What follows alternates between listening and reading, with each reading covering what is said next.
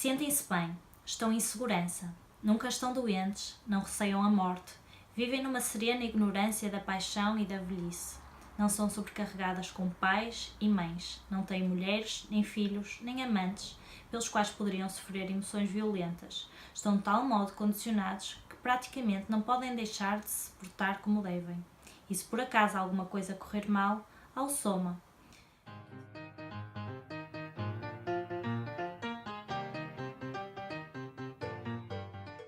Olá, eu sou a Bárbara e este é o meu canal Delicada como um Elefante. Hoje venho-vos fazer uma sugestão de leitura do Admirável Mundo Novo, do Aldous Huxley. Este é um livro escrito por um inglês na década de 30 e que, portanto, é muito fácil achar que é um livro que está datado. Também é muito fácil dizer que há muitas coisas na sociedade de hoje em dia que se assemelham e que é um grande visionário. Pronto. Eu nem tenho uma visão nem outra, tenho uma visão intermédia, mas acho que é um livro muito interessante. Eu não lhe dei 5 estrelas por um motivo que depois mais para a frente, por causa dos spoilers, vos vou dizer qual é. Eu só dei 4 estrelas, mas é por um único pormenor literário, não pela discussão filosófica em si. Portanto, eu acho que vale muitíssimo a pena ler este livro, acho que é um livro fabuloso. Para quem não sabe de que é que se trata este livro, as pessoas costumam dizer que isto é uma distopia. Eu não acho, eu acho que é uma utopia. Como sempre, as utopias são coisas que não existem verdadeiramente e, portanto, as pessoas acham que vivem numa utopia e, na realidade, ela não existe, é uma distopia. Portanto, eu tenho sempre esta discussão com os livros, mas basicamente as pessoas são todas felizes, são todas saudáveis, são todas novas, portanto, eu acho que isto é uma utopia. Então, é uma sociedade no futuro de quando foi escrito, mas também no nosso futuro. Ainda não chegamos lá, seria acho que à volta de 2500. As pessoas não nascem como hoje em dia, são todas nascidas de fertilização in vitro.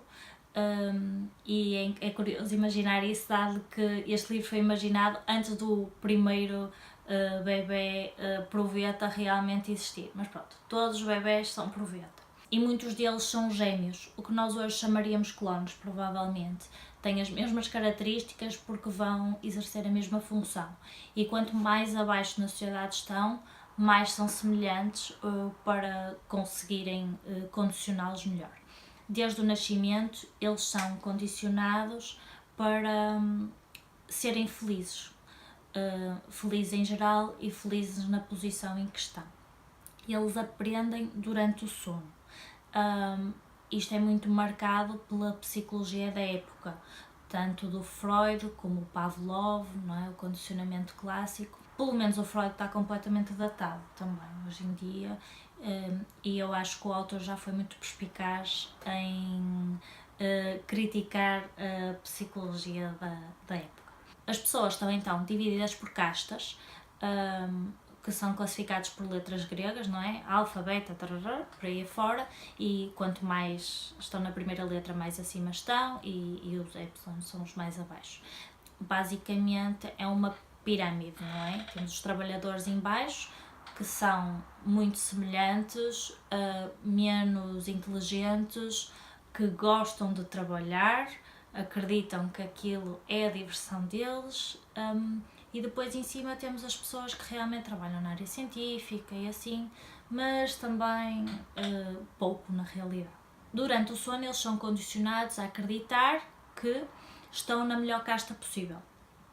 Os mais abaixo acreditam que trabalhar é muito bom e por aí fora, e não aspiram a subir na sociedade, e os mais acima acreditam que são os melhores e por aí fora, e ainda bem que não estão nos mais abaixo, porque eles são terríveis e não sei o quê, e têm uma vida muito difícil e por aí fora. Em todas as castas, a compensação é a mesma, que é o soma, que é uma droga da felicidade, no fundo. Esta é uma discussão que eu tenho ouvido muito falar como os psicofármacos de hoje em dia, ou nomeadamente os antidepressivos, mas eu não concordo, porque os fármacos devem ser prescritos para pessoas que estão com algum tipo de doença, e a depressão é uma doença e, portanto, não é uma falsa felicidade, portanto, eu não concordo com isso. Quanto muito concordo com a felicidade do Instagram, a necessidade de beber para esquecer, quanto muito acredito nisso, e realmente acho que hoje em dia as pessoas querem uma felicidade fácil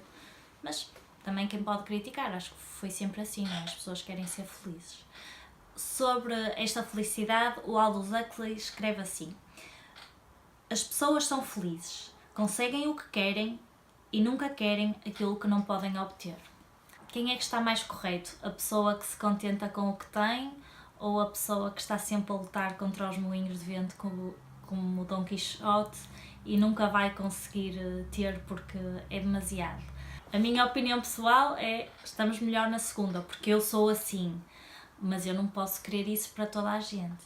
Por isso é que as utopias não existem, porque a nossa felicidade não é a mesma felicidade do vizinho. E eu não sou uma pessoa de me contentar com o que tenho, eu sou uma pessoa que vai, teima, insiste, sou uma chata insuportável e, portanto, nunca atinjo a felicidade porque nunca estou calma, não é? Nunca estou contente com aquilo que tenho. E as outras pessoas que se contentam com o que têm, eventualmente são mais felizes porque estão mais tranquilas. Agora, é uma verdadeira felicidade? Tenho o ideal? Eu acho que não, mas são mais tranquilas e será-lhes uma felicidade. Pronto. E é um bocadinho sobre isso que eu acho que trata este livro. É uma felicidade artificial, não é? Seja porque estão condicionadas a acreditar que aquilo é o melhor, seja porque estão drogadas, não é? No fundo. Depois, outra coisa que eu acho é que aquilo é uma espécie de escravatura, seja das castas mais baixas ou mais altas, não interessa. Os trabalhadores, porque fazem aquilo, não sei o quê, com o objetivo de só de ter o sono. Como antigamente, trabalhar para comer, pronto, é a mesma coisa. Mas as que estão mais acima também são escravas daquela sociedade, um bocadinho à semelhança de hoje em dia ser escravo das aparências, do estilo de vida que o Instagram impõe e por aí fora. Mas sobretudo porque as pessoas não têm escolha, e isso para mim é que é a definição de escravatura. Não há liberdade. As pessoas podem acreditar que são felizes, mas não é porque escolheram aquilo, é porque estão condicionadas a acreditar naquilo. Tive que interromper o vídeo por causa das cadelas, vamos ver se isto ainda faz sentido. Acho que ainda não vos tinha falado da linha de produção. Aquela coisa das crianças serem bebés proveta, de estarem em linha de produção a serem condicionadas por cada idade, fazem isto, é baseado nas linhas de montagem da Ford. Portanto, o Henry Ford neste livro é basicamente o Deus. A linha temporal está marcada antes e depois de Ford, como nós temos antes e depois de Cristo, e as pessoas dizem valha-me Ford, coisas assim. Obviamente, para a produção industrial, o que o Ford criou é uma coisa positiva, não é? Tornou a produção mais eficiente e, na altura, pagou melhor aos funcionários. Claro que depois também tem aquela ligação ao Hitler e ele ser um antissemita e as publicações dele provavelmente terem sido as responsáveis por antissemitismo ser aceito depois na altura da Segunda Guerra Mundial e talvez ele ser tão responsável pelo Holocausto como foi o Hitler, mas pronto, passando essa parte à frente. Depois, esta sociedade é uma sociedade descartável. Ele tinha uma frase que eu apontei muito engraçada, que é: quanto mais se remenda, pior fica. Portanto, hoje em dia, quando nós falamos de reciclar, reutilizar, este livro está exatamente a falar disso. O Aldous Huxley está precisamente a criticar a sociedade descartável, não é? O usa e deita fora. E é muito engraçado, porque isso sim eu acho que é uma discussão verdadeiramente atual. Esta sociedade mostra um total desprezo pela família, pela religião, pela arte e pela ciência. Apesar de ser uma sociedade cientificamente muito avançada. E discutindo um bocadinho cada uma. A primeira é: numa sociedade utópica, faz sentido a religião? Eu acho que faz, porque é uma questão inerente ao pensamento abstrato humano. Que se vocês virem teorias evolucionistas, é mesmo assim. O homem tem necessidade de acreditar em Deus para as coisas que não têm explicação, para preencher os vazios. Portanto, eu acho que faria sentido continuar a existir religião por isso mesmo nesta sociedade. A forma como a sociedade está estruturada é a própria religião das pessoas, acho eu. Portanto, no fundo ela existe. Depois a arte é vista como...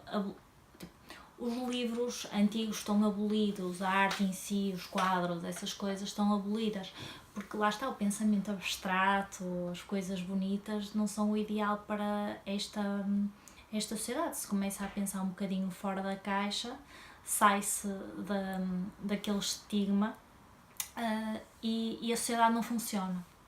A sociedade só funciona se toda a gente obedecer àqueles parâmetros. Cada indivíduo que sai daquela estrutura é uma ameaça àquela sociedade funcionar. E eu não vos falei disso, mas é precisamente o que a personagem principal é. Ele é um alfa, mas que é um bocadinho diferente dos outros e começa a pensar um bocadinho fora da caixa, embora no final isso vá ser um bocadinho irrelevante, mas é isso que gera o livro todo, porque ele começa a sair um bocadinho do condicionamento e a questionar determinadas coisas. Depois, a família, no sentido de consanguinidade, obviamente que não existe, não é? Porque os bebés são todos por veta. Mas também no sentido de amizades, relações amorosas, não existe. Esta sociedade acredita que o melhor para a sociedade é a poligamia, porque não se quer que as pessoas realmente estejam muito próximas porque acabariam por ter filhos, não é? Acho que é esse o motivo. Ser monogâmico é quase um crime nesta sociedade. As pessoas não amam, as pessoas têm relações sexuais, basicamente. Divertem-se juntas. Portanto, o contexto de família também não existe, porque se não existe afeto, eu acho que o conceito de família é uma questão de afeto, não uma questão consanguínea, embora se escreva aqui algumas relações de amizade, mas as relações nunca são muito exploradas. Aliás, as personagens nunca são muito exploradas. Isto é uma crítica que eu já vi as pessoas fazerem a este livro, mas é propositado, porque as pessoas não têm personalidade. As pessoas são condicionadas a acreditarem todas na mesma coisa. Portanto, as personagens nunca podem ser muito exploradas. Não é sobre isto que trata este livro. Faz parte da história deste livro as personagens não serem exploradas. E mesmo assim a história ser interessante. E eu acho que é uma das razões para este livro ser brilhante. Agora eu queria falar sobre outra coisa da família, mas a partir de agora eu acho que já tem spoilers sobre a história em si. Portanto, quem não leu o livro, se calhar fique por aqui. A tal personagem principal deste livro, que está um bocadinho fora da caixa, decide ir ver uma reserva de indígenas. Ou seja, de pessoas que vivem como nós vivemos hoje em dia, ou melhor, não é como nós vivemos hoje em dia, é mais como as tribos vivem. E nessa reserva ele vai encontrar uma mulher que fazia parte da sociedade em que ele está inserido e que, por engravidar, acaba por ser abandonada lá e tem lá o seu filho. Essa pessoa é extremamente infeliz, porque ela está numa sociedade que não tem nada a ver com a sociedade para a qual ela foi condicionada. Ela não tem mecanismos de adaptação àquela sociedade. Primeiro porque foi condicionada e depois porque é diferente. E é muito interessante ver que há intolerância pela diferença, tanto na sociedade principal deste livro, e que está a ser criticada, mas também naquela sociedade tribal mais parecida com a nossa sociedade. Eles também são intolerantes para com eles. E depois existe o filho dela. O filho dela é uma mistura das duas sociedades, porque ele foi criado por uma mãe que acredita naquelas coisas e ao mesmo tempo dentro de uma tribo que é muito diferente da mãe. E portanto é uma personagem muitíssimo interessante, não é? Ele diz uma coisa muito interessante a propósito do soma, daquela felicidade artificial. Eu preferia ser infeliz do que conhecer essa espécie de falsa felicidade. Pronto, depois desse parágrafo ele diz outras coisas, mas isto eu acho que é a parte mais importante. Depois, como a mãe quer voltar para a sociedade que conhece, eles vão para a civilização e a mãe basicamente enche-se de soma e acaba por morrer em overdose. E o rapaz mostra afeto. E isso é uma coisa que eles não entendem. Não entendem que ele fique triste, que queira estar à beira da mãe enquanto a mãe está a morrer. Não entendem a revolta dele depois daquilo. Não entendem porque é que ele não se insere na sociedade normalmente. Mas ao mesmo tempo têm curiosidade pela diferença dele. E isso é uma coisa que eu acho muito interessante, porque por mais condicionados que eles estejam, eles continuam a ter curiosidade pela diferença. E pessoas que percebam de psicologia, digam-me alguma coisa sobre isso nos comentários, por favor. Agora vou só explicar-vos porque é que eu não adorei este livro. Este filho encontra um livro de Shakespeare na tal tribo onde está inserido e é o único livro que ele tem para ler. E há uma parte muito chata do livro em que ele está sempre a citar passagens de Shakespeare e que eu acabei por não ter paciência. Eu acho brilhante que o autor consiga pegar naquelas passagens e adequá-las à história, ok? É espetacular. Mas para mim foi um bocadinho chato e foi por isso que eu não dei 5 estrelas a este livro. Digam-me se já leram, a vossa opinião sobre o livro, digam-me se ficaram interessados em ler, discutam sobre os temas que este livro fala, digam-me se alguém já leu também o segundo livro que o Aldous Huxley editou, que não é um livro de ficção, é um livro que reflete precisamente sobre estes temas, que eu não li e acho que não estou muito interessada em ler porque prefiro as minhas próprias reflexões do que depois ir descobrir que não era nada disto que ele pensava. Em resumo, aproveitem a caixa dos comentários. Até à próxima!